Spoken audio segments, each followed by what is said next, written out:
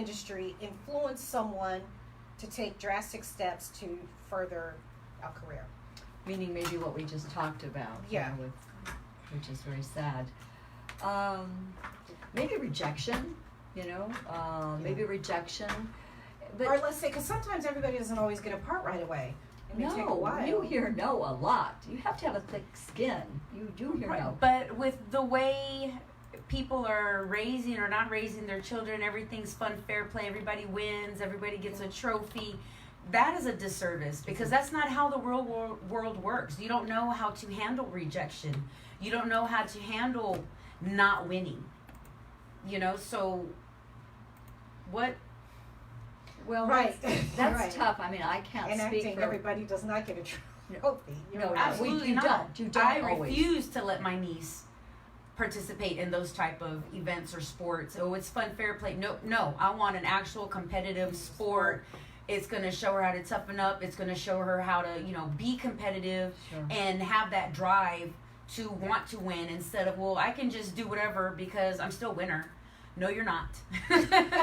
You lost this time. Right. Yeah, you're a winner at heart because you tried, you had a good time. You I'm put proud forth your of you best that you put forth the effort, but no, you didn't win. Well, maybe in the beginning, when they're like, the people put their children in these sports events so young, like 3 and 4, they don't even know which way to run. I remember my daughter, there was like this ball game, and they were all running in crazy directions, and they all got trophies. I think it was okay there. Right. 3, actually, that's understandable, but by the time you're 4 or 5, that's not how the world works. It doesn't work that way, unfortunately. But I have to add one thing, going back to our actor friends. Again, I believe in the training, very much, as I have said.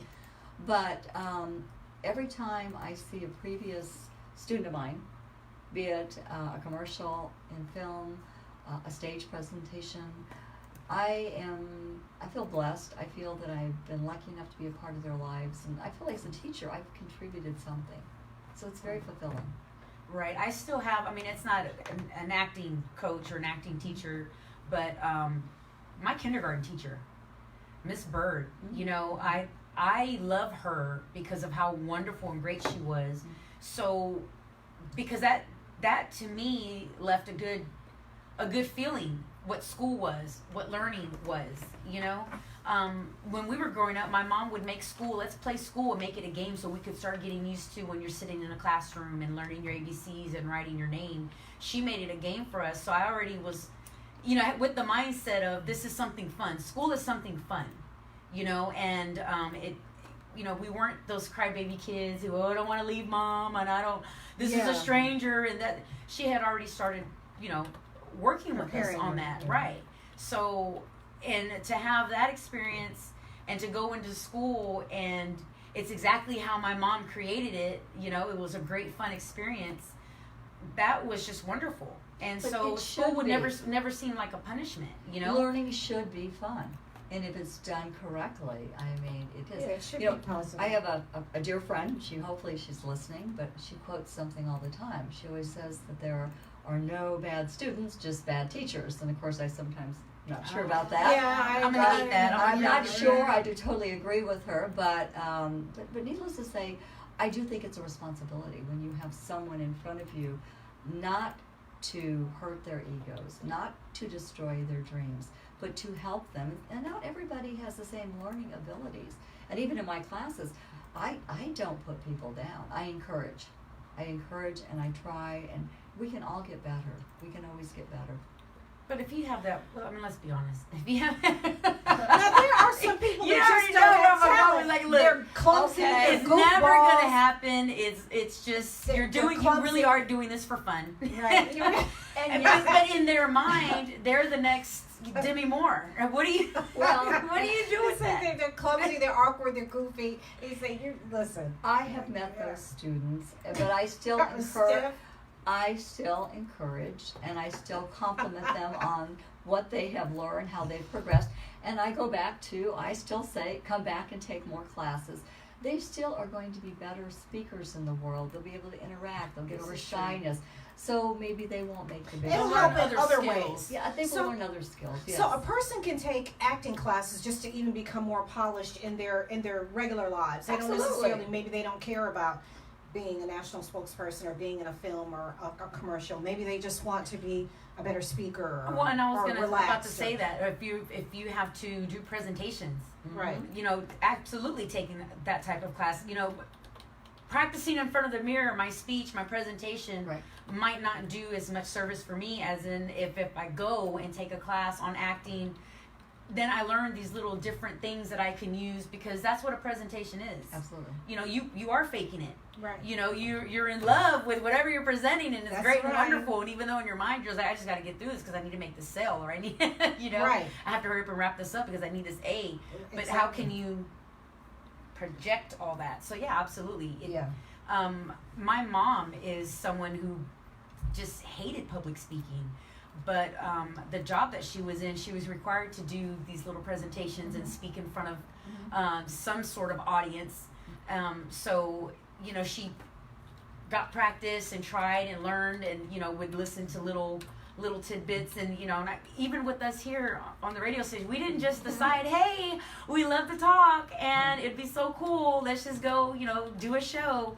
We had some sort of training Yeah. throughout our lives and our careers that prepared us for this. There And then you go. even this You know? became Yeah. a training tool also, because Absolutely. once you got here and you're doing it for real, it's like, oh, okay. Absolutely. So when it came for my mom to do some public speaking things, I would give her tips like, well, Mom, you know, when you first see that camera, it looks like this. I said, and you have that same look when you first stand out. So just, you know, this is what I do, or this is how I try to maneuver.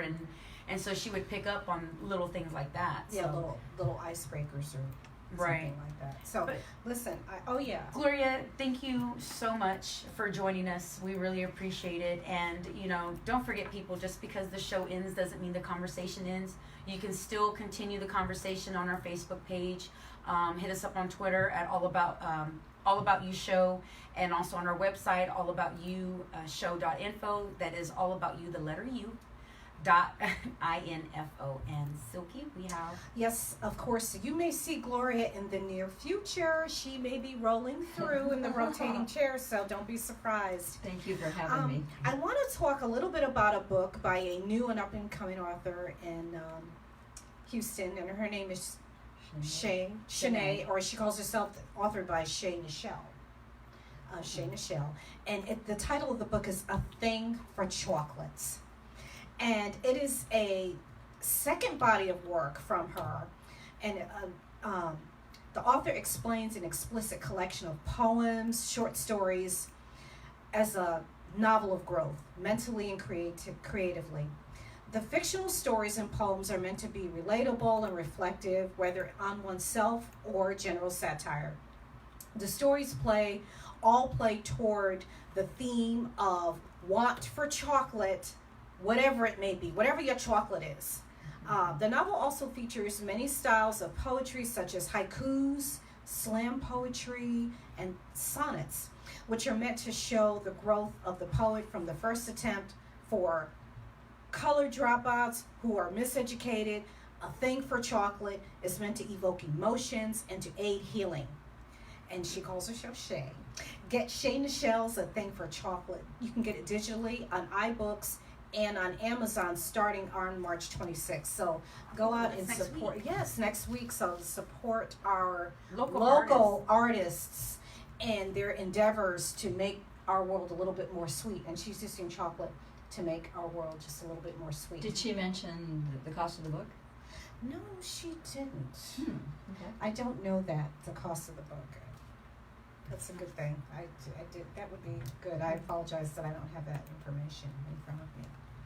The cost of it, but that's it. A Thing for Chocolate by Shay Nichelle. Well, thank you very much for that Author's Attic So this is segment. Author's Attic segment, so I highly recommend it.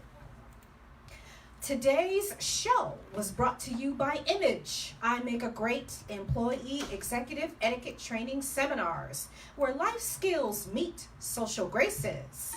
For more information, please visit our website at www.yourbizimage.com. That's www.yourbizimage.com for more information. Thank you again, everyone who tuned in on our live Facebook feed. A special thank you, of course, to Thank Gloria you for so joining much us. for allowing me to Yes. be here. And Thank we look you. forward to seeing you in our rotating chair. And of course, anyone who would like to join us, give us topic suggestions, let us know what date you're available. All About You is definitely all about you. So we will see you next week on the radio. That's right. Keep the conversation going.